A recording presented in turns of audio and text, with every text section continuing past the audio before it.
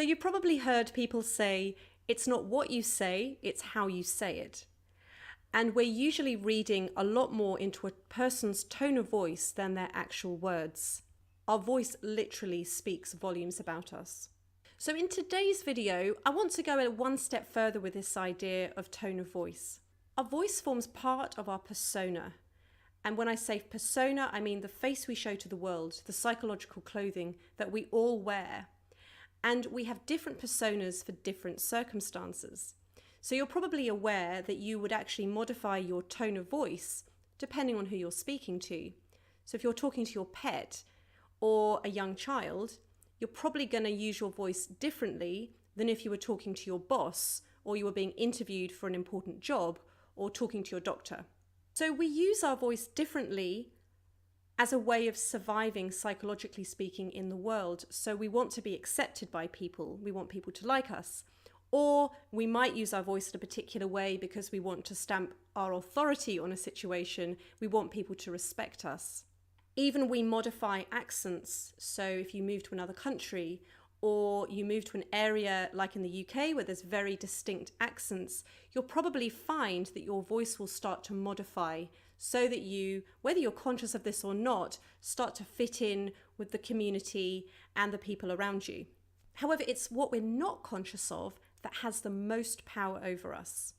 Our voice is communicating what we're thinking and feeling, and often we're not aware of those deepest thoughts about ourselves. Our voice is always revealing the truth. So within those more surface changes that we all make on a day-to-day basis, depending on who we're talking to, there are some speech habits that are quite ingrained, which can really hold us back. And we usually think that's just the way our voice is. So for example, maybe you always talk really fast. Maybe you mumble. Maybe you always talk really low. Maybe you talk very softly. Maybe you have a booming voice so everyone listens to you. But ultimately, you want to have a choice over how you use your voice rather than from these sort of default, often very unconscious patterns that we've developed. So to make lasting and profound changes to your own voice, you have to work on both your mindset and vocal technique. Otherwise, you will likely sabotage your own success. So there's a reason why you use your voice the way you do. Now, I'm not talking about pathological issues with your voice. I'm talking about the average person who doesn't have anything sort of wrong with their voice, but has just developed speech habits over the years.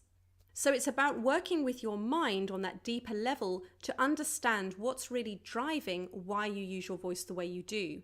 And then you can start to make really significant changes. So you could be given all the tools in the world, all the exercises in the world, but if your mindset piece isn't there, you will likely find it hard to maintain those new habits. So just to give you an example, sabotaging yourself can come in many forms. It could look like you just find it really hard to consistently practice. Something always crops up, something really important that you have to attend to or deal with, and then your practice goes out of the window.